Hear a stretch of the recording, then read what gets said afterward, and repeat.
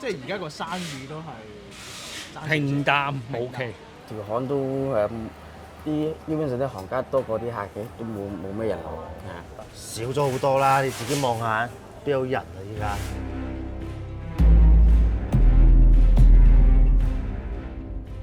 位於旺角嘅先達廣場曾經係香港手機炒賣嘅聖地，一部 iPhone 令呢度人頭湧湧，手機同銀紙一車車咁又出又入。但呢個曾經響徹全亞洲嘅手機炒賣聖地，如今人流疏落，吉鋪處處，冇 Nokia 冇得炒 iPhone， 先達變成什麼都不是，似乎概括咗近日公眾對於呢個商場嘅印象。先達死場論再度點燃全城討論，但係咪真係大家講到咁反文佛術呢？我哋就喺 iPhone 17發售之前重返先達，探問呢一個商場嘅終極命運，究竟呢度仲可唔可以等到第二次奇蹟呢？先達廣場開業原來嚟到今年剛剛好就係30年。廣場嘅前身係旺角先施百貨，1995年創辦人馬氏家族決定將先施百貨遷至對面街道。原址先施大廈嘅地下3層就被拆分為350個小型鋪位出售，面積由72至488平方尺不等，正式命名為先達廣場。講起上嚟，先達廣場啊真係元祖級湯場嚟嘅。而由於鋪位多，早期商場嘅屬性亦都比較多元化，匯聚時裝、玩具、食品同遊戲機店鋪。但係喺1997年之後，電信商同小型網絡商紛紛進駐，而以佢哋為中心，先達廣場之內就逐漸形成以水貨手機、配件以及維修為主嘅生態。喺 Nokia、Moto、Sony Ericsson 等上一代手機熱賣嘅時候，先達就正式躍升為全港最知名嘅電信產品集中地。但係真正令先達名震全球嘅，當然就係喺2007年面世嘅第一代 iPhone 啦。位於先達1樓嘅 Jewel Mobile 創辦人就係人稱撈哥嘅劉志剛，佢可以話係先達 iPhone 炒賣嘅第一代言人。多年嚟，大家喺唔同媒體都見到佢受訪噶啦。不過如今佢已經退下火線，Jewel Mobile 就由佢嘅徒弟堂哥接手主理。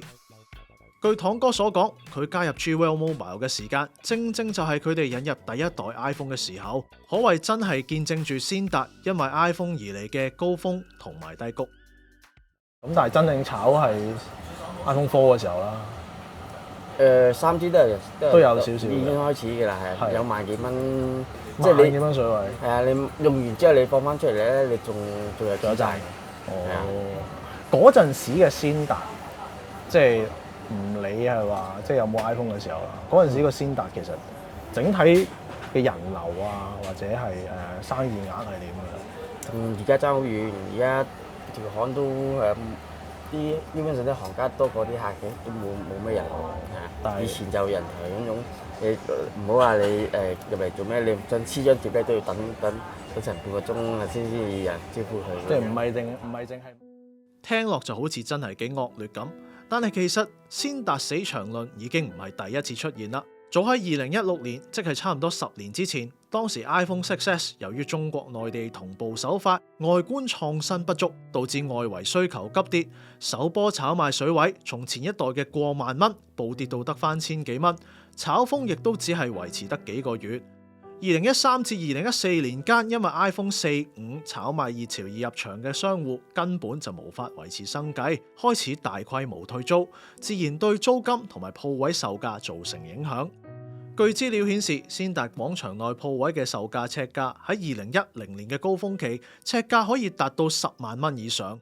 但去到2016年，一個112平方尺嘅一樓鋪位年租約以698萬港元成交，雖然尺價仍然高達6.23萬港元啊，但係較高峰期已經下跌咗超過30%，當然都仲係低處未算低啦。就喺呢條片出之前1個月左右，喺2樓位置更加有鋪位淪為銀主盤，以80萬港元底價進行拍賣。如果真係以底價成交，即係尺價只有大約5000蚊。以尺價計同高峰期比較，差足90%半。雖然案例係有啲極端啊，但係亦都進一步成為死場論喺坊間發酵嘅養分。而目前先達廣場地鋪，無非都係因為租金仍然較高，而且零售市道唔好，先出現對街三邊位置都完全空置嘅震撼情況。你睇正門都已經全部係空，係人都知㗎啦。根本你做個生意額係根本 cover 唔到你嗰個租金，仲要請人工咧，係咪燈油火蠟咧？樣樣都要政府又要交稅嗰啲咧，全部你都要錢，你冇辦法，寧願唔做。等佢係將個價錢調翻低，即係調低少少咧，啲人你要頂住檔，即係可以 level 嘅都繼續做嘅。如果唔 level under 啲，真係唔做嘅。雖然周圍都突然講起先達死場論，但先達廣場作為香港著名嘅手機產品集散地，依然吸引唔少人幫襯。就我哋連日嚟嘅實地觀察，其實入得去嘅人好多都已經有晒目標，而且事前都做足功課。維修嘅通常都會揀啲可以俾人企喺度睇住整機嘅鋪位，都叫有人幫襯下。當然啦，比起以前自然冇咁多人噶啦。你之前一日整30個，一日先整5個，大把時間服務你啊！係一對一傾埋偈都得啦。以前邊有時間傾偈啊？冇啦。遠傳師傅都係我喺先達嘅多年相識嚟啦，佢都話而家整機其實好難出咩蠱惑招數噶啦，尤其係 iPhone。基本上全新零件都落晒 ID， 要好似以前咁換你啲零件，其實都真係好難。雖然維修價一定冇喺華強北咁平，但係有咩事要保養，出旺角搞都方便啲啊嘛。唔係，其實主要嚟先達，如果你哋即係其他人過嚟先達，如果整嘢嘅，最好就喺度等埋。如果有時間嘅，如果嗰個維修個師傅即係邊間鋪都好，你喺度等埋，跟望住整完攞走，咪大家唔使有拗撬咯，係咪先？即係但係如果佢唔俾你等，就叫你擺低啦。唔俾你等，咁你自己考慮啦。如果你覺得可信嘅，咪擺低咯。你覺得個心都唔舒服嘅，咁咪攞走，唔好整最好啊。咁多間，因為呢度幾十間，你可以自己貨比3家啊嘛。呢間唔得咪下間咯。最好自己決定，自己決定咗就少啲矛盾出現咯。不過依家先達都好少拗撬，你而家變得少咗好多㗎啦。而除咗維修有得做，場內仲有唔少人買機嘅。二手機嘅價格夠貼市，而且款式依然非常集中。尤其係外國遊客，又或者係自由行人士咁，都會走嚟先達逛下。據講星期日仲有唔少外傭姐姐會落嚟添。不過講到尾，先達場內曾經有唔少老千案例，買手機冇做足功課，始終都係有少少驚，怕收到啲來路不明嘅鬼機、翻新機咁啦。咁相較之下，如果唔買機，賣走手頭上部機，做個 trade in 換新機，似乎就係一個更好嘅選擇噃。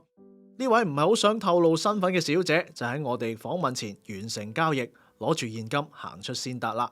點解會揀嚟先達呢？因為呢度比較集中啲咯，可能方便啲咯，係啊，即係唔使煩。如果好過 shop 就係 shop 就要你用 coupon 去換即係要用 coupon， 即係電信商。係啦，即係用佢嘅 e-coupon 嗰啲咯。咁，但係同埋呢度呢啲可能佢即刻有現金同埋方便啲，咁唔使等咯，唔使下下有咁多 restriction。先達外圍全空固然令人憂慮，但場內仍有生命力，要稱之為死場可能就太快蓋棺定論。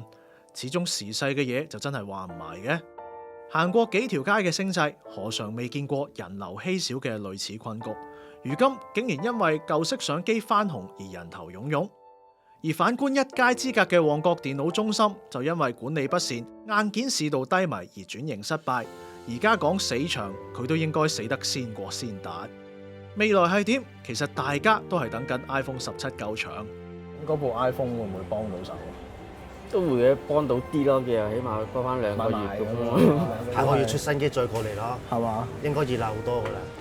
頭3個月，頭3個月，其實3個月啦，冇得做啦，冇嘅，不嬲都係3個月貨仔嘅。但係就如果呢幾年都貨仔，其他市場包括大陸冇嘅話，係啊，冇得出就長有咧就係啊，長啲。係啊，連你甚至鋪位都會升翻值㗎啦。今年有冇諗住炒埋份？有錢一定要賺啦。iPhone 17可唔可以拯救到先達嘅人流？過多2個星期就有分曉。但係大家都知㗎啦，而家香港版本嘅 iPhone 吸引力始終有限，真係靠炒賣揾到錢嘅，頂多都只係2-3個月嘅啫。先達始終都係掛住電信產品集中地嘅底層主題。死場論背後係一個時代嘅告別，定係一場靜默嘅轉型呢？答案或者從來都不在 iPhone，而係先達能否超越炒賣，揾翻屬於自己嘅本質。